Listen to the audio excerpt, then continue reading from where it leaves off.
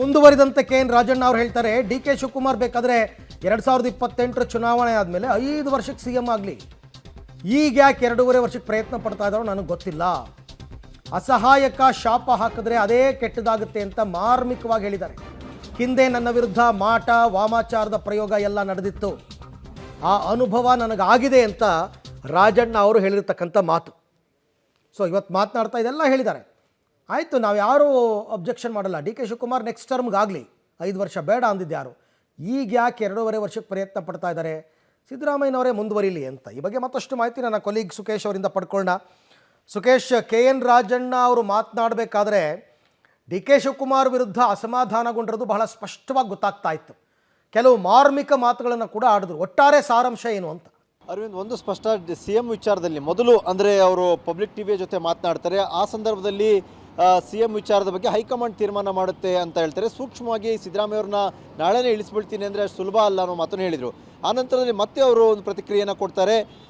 D K Shivakumar ಅವರಿಗೆ ಯಾಕೆ ಅಂತ 2.5 ವರ್ಷಕ್ಕೆ ಆಗಿ ಹೋರಾಟ ಮಾಡಬೇಕು, ಅವರು ಮುಂದೆ 5 ವರ್ಷ ಆಗಲಿ ಅನ್ನುವ ಮೂಲಕವಾಗಿ ಪವರ್ ಶೇರಿಂಗ್ ಅನ್ನೋದು ಬೇಡ ಅನ್ನೋದನ್ನ ಪರೋಕ್ಷವಾಗಿ ಹೇಳಿರುವಂಥದ್ದು, ಅಥವಾ ಅಧಿಕಾರ ಹಂಚಿಕೆ ಸೂತ್ರ ಅನ್ನುವಂಥದ್ದು ಬೇಡ, ಮುಂದಿನ ಅವಧಿಗೆ ಅಂದರೆ 2028 ಅವಧಿಯ 5 ವರ್ಷ ಏನಿದೆ ಆ 5 ವರ್ಷಕ್ಕೂ ಅವರೇ ಪ್ರಯತ್ನ ಪಡಲಿ, ಅವರೇ 5 ವರ್ಷ ಸಿ ಎಂ ಆಗಲಿ ಅನ್ನೋ ಹೇಳಿಕೆಯನ್ನು ಕೊಟ್ಟಿದ್ದಾರೆ.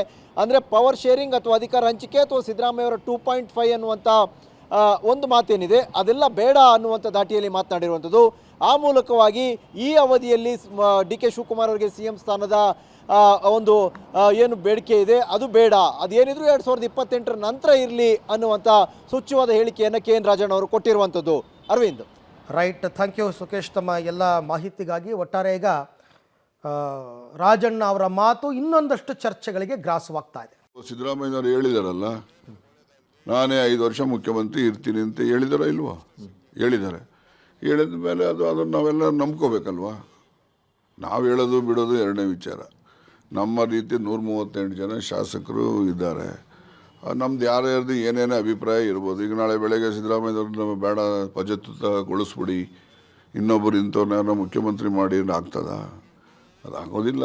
ಅದು ಏನಿರೋ ಅಂತಿಮವಾಗಿ ಕಾಂಗ್ರೆಸ್ ಹೈಕಮಾಂಡನ ನಿರ್ಣಯ ಅಷ್ಟೇ. ಸಿದ್ದರಾಮಯ್ಯನವರು ಅಷ್ಟೇ, ನಾಳೆ ಕಾಂಗ್ರೆಸ್ ಹೈಕಮಾಂಡ್ನವರು ನೀನು ಬಿಟ್ಟಪ್ಪ ಇಂಥವ್ರು ಯಾರನ್ನೋ ಮಾಡಬೇಕು ಅಂತನೋ ಏನಾದರೂ ಮಾಡಿ ಅಂತ ಹೇಳಿದ್ರೆ ಅವರು ಕೂಡ ಸಿದ್ದರಾಮಯ್ಯನವ್ರನ್ನ ವಿಶ್ವಾಸಕ್ಕೆ ತೆಗೆದುಕೊಂಡು ಅಂತಿಮ ನಿರ್ಣಯ ತಗೊಂಡ್ರೆ ಅದು ಕೂಡ ಜಾರಿ ಆಗ್ತದೆ. ದಲಿತ ಸಿ ಎಂ ಹೋರಾಟ ಏನನ್ನು ಜ್ಞಾಪಿಸ್ತೀನಿ ಅಂದರೆ, ಈ ಮುಖ್ಯಮಂತ್ರಿ ಅಭ್ಯರ್ಥಿಯನ್ನು ಕೇಂದ್ರದ ಮುಖಂಡರುಗಳು ಘೋಷಣೆ ಮಾಡಿದ್ರು. ಘೋಷಣೆ ಮಾಡೋವಾಗ ಏನು ಹೇಳಿದ್ರು? In Karnataka C M Siddaramaiah will be the chief minister. First sentence ನಿಮ್ಮಲ್ಲಿ ಇರ್ತವೆ ನೋಡಿ, ಇದರಲ್ಲಿ ಸಿಗುತ್ತೆ.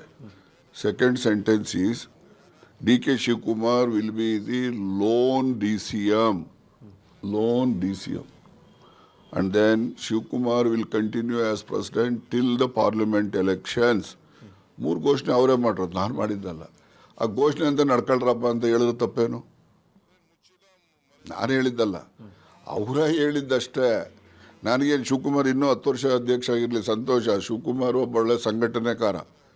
ನಾನೇನು ಶಿವಕುಮಾರ್ ಸಂಘಟನೆ ಮಾಡೋದಿಲ್ಲ, ಪಕ್ಷಕ್ಕೆ ಅನ್ಯಾಯ ಆಗಿದೆ ಅದಕ್ಕೋಸ್ಕರ ಅವ್ರದ್ದು ಬದಲಾವಣೆ ಮಾಡಿ ಅಂತ ನಾನು ಹೇಳಿದೆ. ಇನ್ನೂ 10 ವರ್ಷ ಇರಲಿ, ಒಳ್ಳೆ ಸಂಘಟನೆಕಾರ ಇದ್ದಾರೆ, ಪಕ್ಷ ಬಲಪಡಿಸ್ತಾರೆ, ಅದೆಲ್ಲ ಸರಿಯೇ.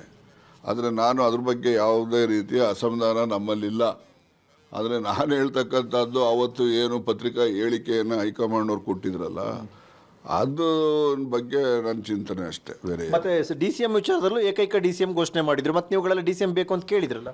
ನಾವು ಕೇಳಿದ್ದೀವಿ, ಕೊಡೋದು ಬಿಡೋದು ಹೈಕಮಾಂಡ್ನವರ ವಿಚಾರ. ರಾಜ್ಯ ಸರ್ಕಾರ ಇರ್ಬೋದು, ಕೇಂದ್ರ ಸರ್ಕಾರ ಇರ್ಬೋದು, ಸಂವಿಧಾನದ ಒಂದು ಮಾರ್ಗಸೂಚಿಯಂತೆ ನಾವು ಇವತ್ತು ಅಧಿಕಾರವನ್ನು ನಡೆಸ್ತಾ ಇದ್ದೇವೆ.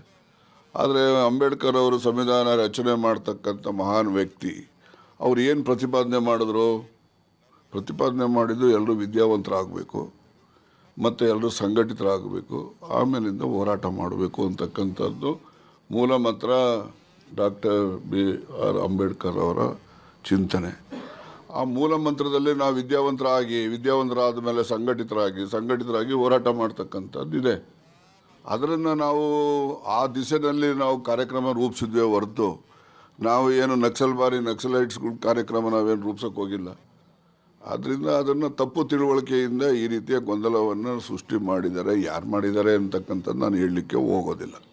ಅವರು ಕೂಡ ನೀವು ಅವರು ಮುಂದೂಡಿದ್ದು ಪ್ರಕಟಣೆ ಅಂತ ಹೇಳಿ ಒಂದು ಪತ್ರ ಇಶ್ಯೂ ಮಾಡಿದ್ದಾರೆ. ನಿಮ್ಮ ಹತ್ರ ಎಲ್ಲರತ್ರನೂ ಇರುತ್ತೆ. ಅದರಲ್ಲಿ ಅವರು ಮುಂದೂಡಲಾಗಿದೆ ಅಂತ ಬರೆದಿದ್ದಾರೆ ಹೊರತು ರದ್ದುಪಡಿಸಲಾಗಿದೆ ಅಂತ ಬರೆದಿಲ್ಲ. ಮುಂದೂಡಿದ್ದೇವೆ.